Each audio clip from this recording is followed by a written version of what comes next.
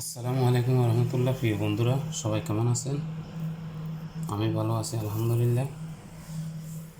আজকের দুপুরের রেসিপি হবে চিকেন বিরিয়ানি।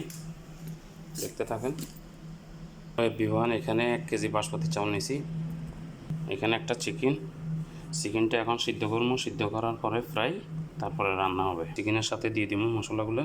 এখানে 2টা লেবু নিয়েছি, দারচিনি, এলাচি, লং, একটু আদা রসুন, তারপর 2টা মরিচ, একটু জিরা, গোলমরিচ, লবণ।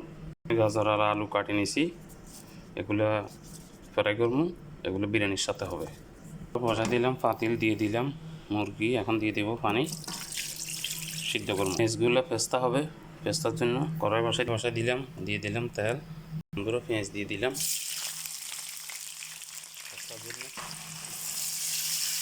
এই বন্ধুরা আলু গাজর ফ্রাই দিয়ে দিলাম। গাজর ফ্রাই হয়ে গেছে, নামে ফেলাম।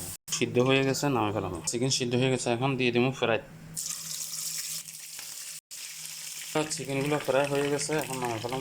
এই বন্ধুরা কড়াই বসাই দিলাম মশলার জন্য, চিকেন মশলা বানাবার জন্য।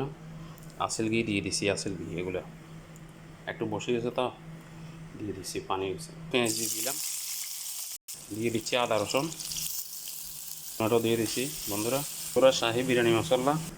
বন্ধুরা এখানে 1 চামচ ধনিয়ার গুঁড়ো, আধা চামচ হলুদের গুঁড়া, এটা হচ্ছে দারচিনি পাউডার 1 চামচ, একটু এলাচি পাউডার, এখানে জিরা পাউডার। এগুলো এখন বিরিয়ানির জন্য এগুলো দিয়ে দিচ্ছি। মশলাগুলো দিয়ে দিলাম, শাহি বিরিয়ানি মশলা দিয়ে দিলাম। একটু পানি দিয়ে দিছি, গরম পানি। পুরো চিকেন দিয়ে দিলাম, পরে কথা কাঁচামরিচ দিয়ে দিছি। বন্ধুরা পানি উতরেছে, চাল দিয়ে দিয়েছি।